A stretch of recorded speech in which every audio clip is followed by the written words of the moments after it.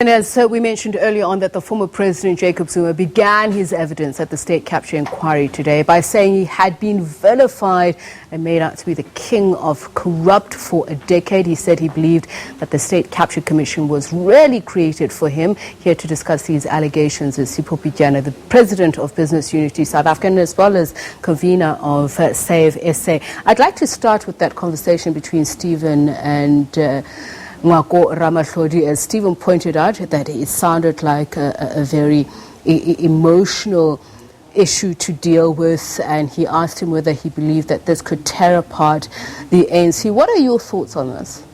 Well, I must say that that allegation from President Zuma seemed to be one of the acts of desperation on his part.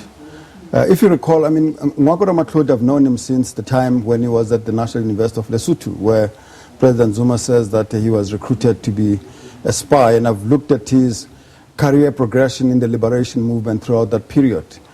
When President Zuma says he was the head of intelligence, but he saw him go and being deployed to be trained in the ANC's MK, even being sent to Russia to be trained, promoted to the high office of the president of the ANC in exile, being a speechwriter, coming back in exile, occupying leading positions. So what you're saying is that what I'm saying is that the president of the ANC, who was in the leadership structures of the ANC throughout that time, had the occasion to object to the fact that somebody who's been a spy shouldn't be put in these kinds of positions. So you're saying it's a convenient truth? It's a cop-out. Basically, anybody who's made a statement against Jacob Zuma there should expect to have mud thrown at him or her, because all this is about is that, I mean, how would you have somebody whom you accuse of having spied?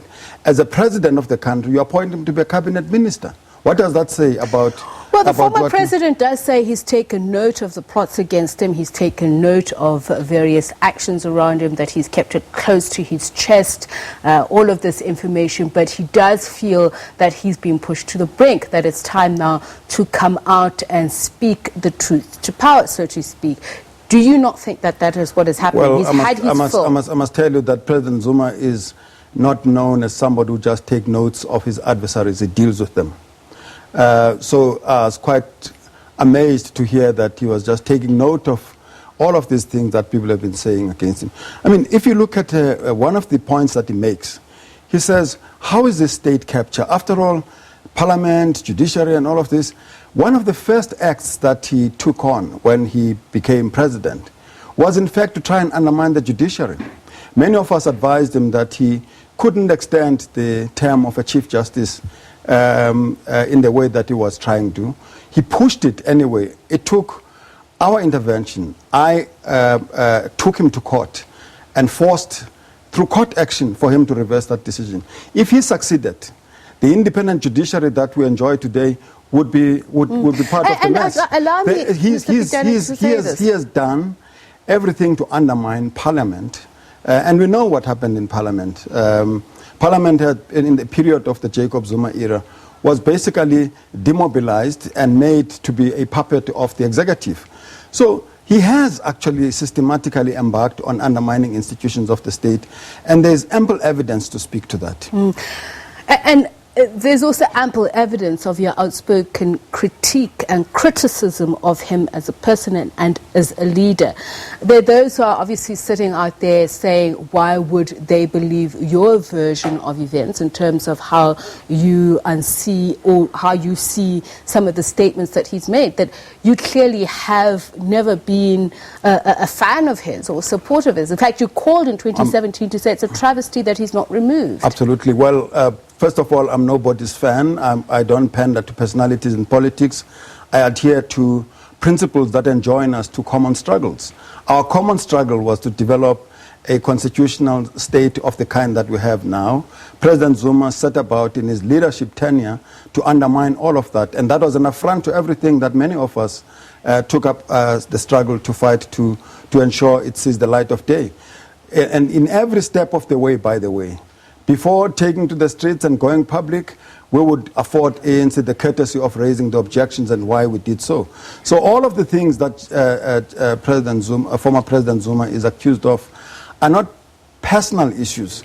There is something to suggest evidence that is put out there to show why it is that these things that is done are about undermining Is it improbable that there could be a 30-year-old plot against Zuma to ensure that he never ascends to power?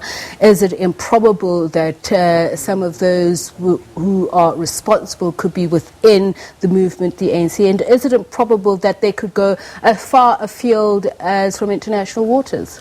Well, knowing President Zuma, if anything of that sort had any credibility, he would have raised it at the right places, and he would have wanted to make sure that appropriate action is taken. We know in the period that he's been in politics, he doesn't entertain unfairness directed at him. He doesn't entertain being targeted and all of that. He raises that through the appropriate structures. It's interesting that he never saw fit to raise this with President Mandela at the time, to raise it with President Mbeki, with whom he was very close at the time that I was being targeted. After all, he says that they were together targeted with President Mbeki to be removed. It may or may not be true, but he had all the time to act against it. It seems to me that the conspiracy theory lacks credibility. It is not backed up by any evidence. And indeed, it is a last straw that is clinging on to. I want to take you back to some of the statements that you've made about President Jacob Zuma in the past, saying that he has kicked business and labor in the teeth.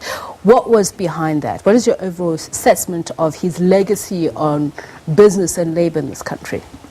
Well, I mean, let me start with labor. He had presented himself as a champion of the labor movement. If you take the example today, there's a case against Kulubuse Zuma, who took mines in a strange way and actually left workers destitute and desperate. One of the things about our constitution is that is written in our constitution is protection of workers' rights, and that's a mandate of the state. And the head of state, who enjoyed the support of the trade union movement, should have taken action even against his nephew to make sure that he protects the rights of workers in that instance. There could be any number of other examples that I could illustrate there. With regard to business, he undermined the business framework here. The way the Guptas conducted themselves, they not only raided the state coffers, but they also undermined good governance. So having said that, as Business Unity South Africa, how do you then receive the testimony that was put before the commission by the former president today? Well, in my view, the president would help business, because after all, some businesses were involved in corruption and state capture. He would help the commission and business in particular to outline how various businesses were part of that project, because clearly there is a lot to suggest that he was implicated in this. One of the things that is... but he's denying that. Well, he's denying that. One of the things that comes out there is a president who has no sense of governance and good governance. How do you, on the one hand, promote establishment of a media outfit that New Age and ANN7 is, and you preside over a state machinery that has business relations with it? What about conflict of interest? I do need to ask you this final question. You said Pravin Gordhan's recall is economic sabotage. Yes. How do you view the events that has brought us to this point, including the current very public spat on the rogue unit? Well, was there a well-orchestrated plan in your point of view? In my view, President Zuma never made a secret of the fact that he was unhappy with the way Pravin Gordhan was doing things, and in our view, part of it was to do with the fact that he was unable to undermine the key institutions that are supposed to protect the architecture of our economy that sit with Treasury, and that was frustrating the Gupta project. So, in my view, Pravin Gordhan from that time on clearly stuck his neck out and became the enemy of former Thank you so much Zuma. for your time, for speaking to us. Sipho Pityana is President of Business Unity South Africa and was convener of Save SA. Stephen?